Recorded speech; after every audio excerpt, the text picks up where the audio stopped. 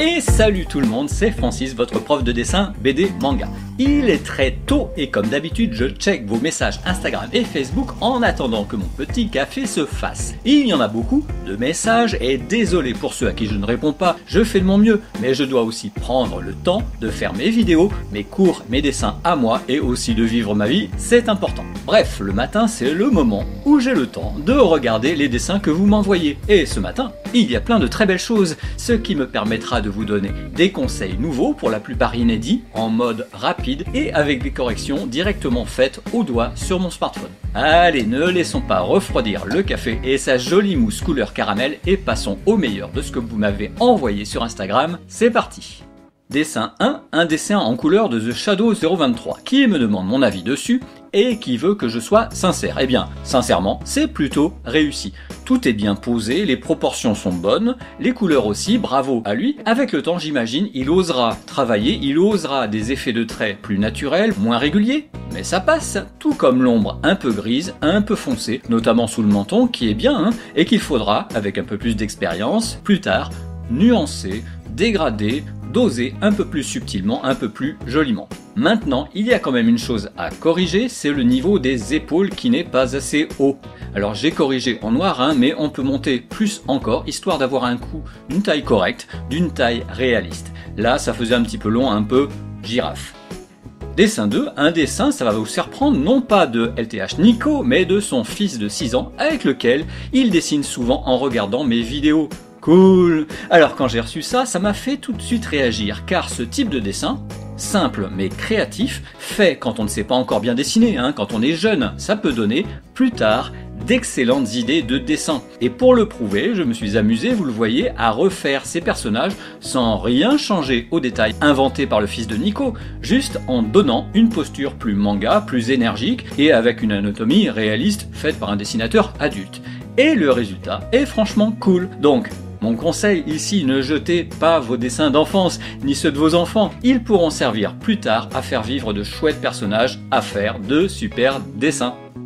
Dessin 3, une jolie fille de mistigris, sexy et ingénue à la fois, et ce dessin est très intéressant car il illustre un problème qui se pose à chacun d'entre nous quand on apprend à dessiner une posture dynamique de personnage. C'est le problème de la raideur. Et cette raideur crée une sensation de posture rigide, donc un petit peu comme une statue. Et ça, on n'aime pas, c'est normal. Cette raideur est causée, retenez bien ceci, par le fait de mettre une partie du corps droite et de face, alors que tout le reste est de côté, tourné ou penché, donc dynamique. Voici cette zone droite et de face, entourée en jaune, et qui plombe, qui raidit inutilement ce personnage.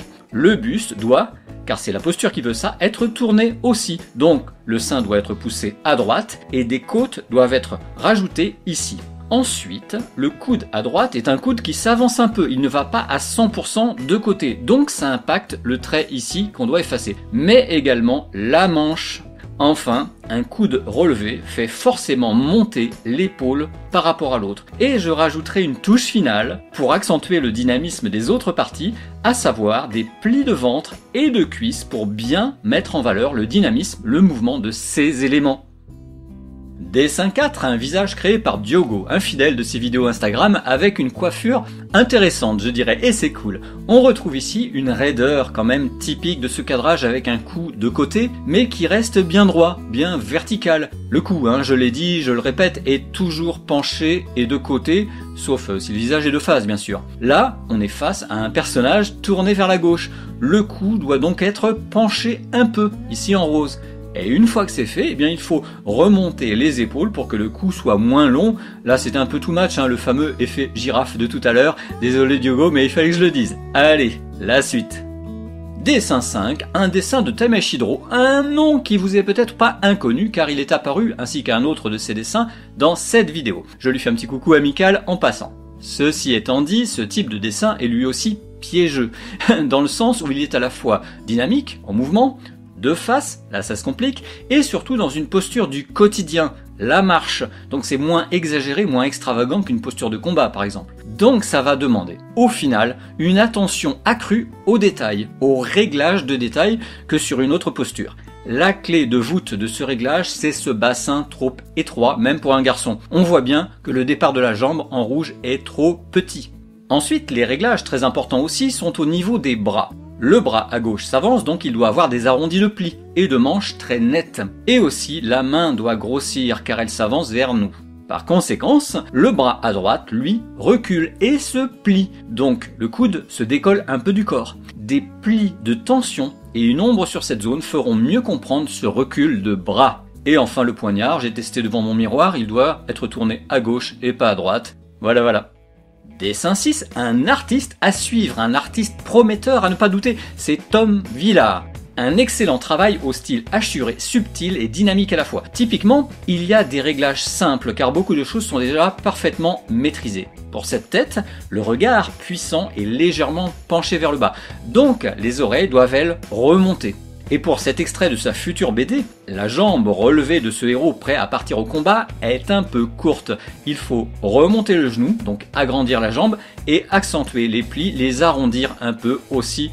Bon, bravo à lui en tout cas, et bonne chance pour la suite de sa BD.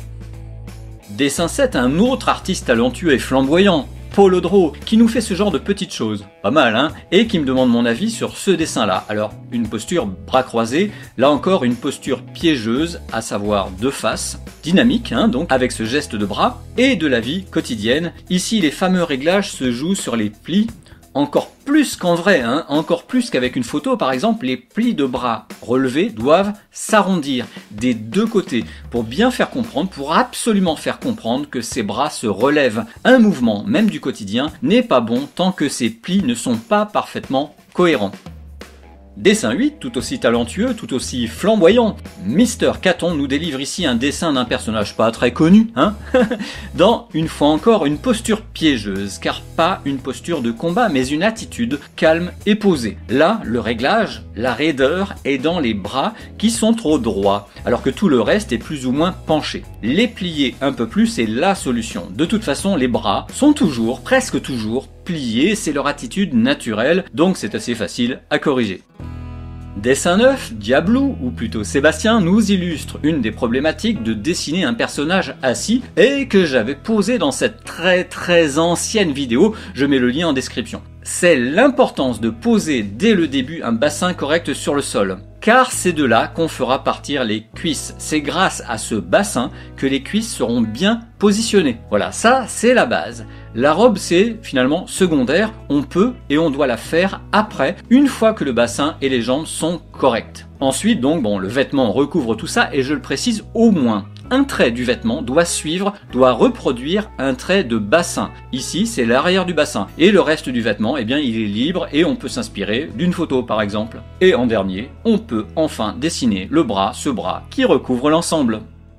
Dessin 10, une elfe sexy et bien en chair de Cranberry Drawing. Moi j'adore ce type de personnage bien dans sa peau et énergique à la fois. La question que je me suis posée c'est, elle porte une jupe ou un short ?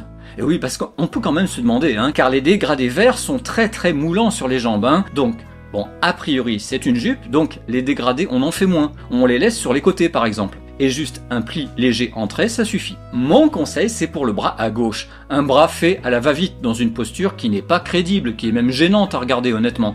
Au lieu de le cacher, il faut l'avancer, l'assumer et lui rendre sa beauté dynamique, sa gestuelle naturellement dynamique, ce qui sera parfaitement cohérent avec la posture libre et fière du personnage.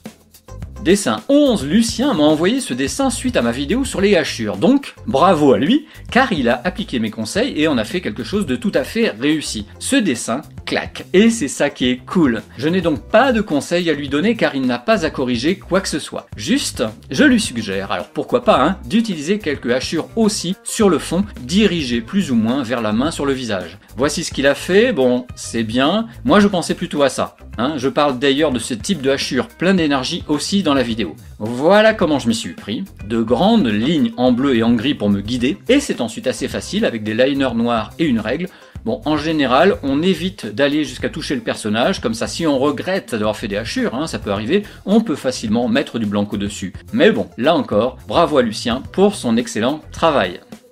Dessin 12, un dessin de Gali Sabir qui me demande si ce type de dessin, si ce type de personnage peut convenir pour faire le manga qu'il a en tête. Alors, oui, quel que soit votre style, quel que soit votre niveau de dessin, si vous avez envie de faire une BD, un manga ou autre, faites-le. N'attendez pas l'autorisation de personne, faites-le. Et ce sera même un excellent moyen de progresser, d'améliorer techniquement vos dessins. Ça, et regardez mes tutos bien sûr. Une amélioration facile, hein, c'est de faire les yeux au milieu de la tête et de rajouter des cheveux en hauteur. C'est la base, hein, je l'ai dit souvent. Et aussi de ne pas coller les yeux contre les oreilles. Il y a une zone appelée tempe, entre œil et oreille, qui doit se voir clairement, surtout pour un visage de face. Dessin 13, MHX Mabon a fait, ou refait je ne sais pas, ces deux personnages, une scène bien sympathique comme on en trouve dans beaucoup de mangas et qu'on adore. Je vais me concentrer sur celui à gauche. Il y a deux problèmes, le bras est de côté, vers nous. Donc un trait de coude et une manche bien arrondie, plus arrondie, sont nécessaires. Le cou d'ailleurs, l'arrière du cou est un petit peu large et l'épaule pas assez arrondie derrière. Le bras à droite, quant à lui, est un petit peu long, la main est peu naturelle et surtout, l'épaule de ce bras doit se voir. Si le bras à droite s'avance, l'épaule s'avance aussi, c'est normal. Et l'épaule sera aussi le sujet du dessin suivant, le dessin 14, réalisé par Azuka 7. Donc, encore une fois, c'est pas un reproche, mais soyez vigilants. Les bras levés impliquent forcément des épaules bombées et arrondies, et des plis qui suivent ce mouvement, qui soulignent ce mouvement. Les bras relevés ne suffisent pas pour faire réaliste, pour faire crédible. C'est l'ensemble, épaules et plis en tête, qui feront qu'un dessin dynamique sera réussi. Oui, je sais, c'est un petit peu chiant, c'est du boulot, mais au final, ça paye, ça vaut le coup. Dessin 15 et on arrive tout doucement vers la fin en beauté avec un conseil qui aidera littéralement tout le monde, j'en suis persuadé. Léo tout simple a besoin de voir comment rendre son dessin énergique, un peu plus énergique, tout en restant dans une posture calme et posée. Eh bien c'est simple, comme souvent c'est au niveau des jambes que ça se situe. Pour la fille, 2 jambes raides et droites c'est trop. Une seule, la jambe d'appui, ça suffit et du coup l'autre jambe peut se décaler et donner ainsi la touche dynamique qui manquait. Pour le garçon, la jambe à gauche ne semble pas vraiment soutenir correctement le buste qui est penché au-dessus. La jambe un peu pliée serait, semble-t-il, plus naturelle, je trouve. Je teste aussi de plier l'autre jambe, mais au final, on le voit, c'est la première correction qui semble la meilleure. C'est bien d'ailleurs d'avoir les deux, d'avoir dessiné les deux pour savoir ensuite, objectivement, quelle est la meilleure version. Moi je fais ça tout le temps, dès que j'ai un doute, je fais différentes versions et je choisis la meilleure. En gros, 2 minutes de croquis rapide pour au final faire un bon dessin, c'est plutôt une bonne affaire, je trouve. Allez, c'est tout pour aujourd'hui, je retourne à mon petit café. Encore une fois, je suis très heureux du nombre de dessins de bonne qualité qui m'ont été envoyés sur Instagram. Le niveau monte, votre niveau en dessin monte et ça fait plaisir. Je remercie aussi ceux, et c'est important, ceux qui ont rejoint le programme Sponsor et Sponsor Plus et grâce à qui je peux continuer à faire des vidéos. Je remercie également tous ceux qui like, commentent et partagent mes vidéos sur YouTube. Merci à vous qui me suivez tous les jours sur Instagram ainsi que sur Facebook. Bref, moi je repars vers de nouvelles vidéos, de nouveaux tutos, de nouveaux mangas et dessins et je vous dis à très vite sur la chaîne Je progresse en dessin. Ciao!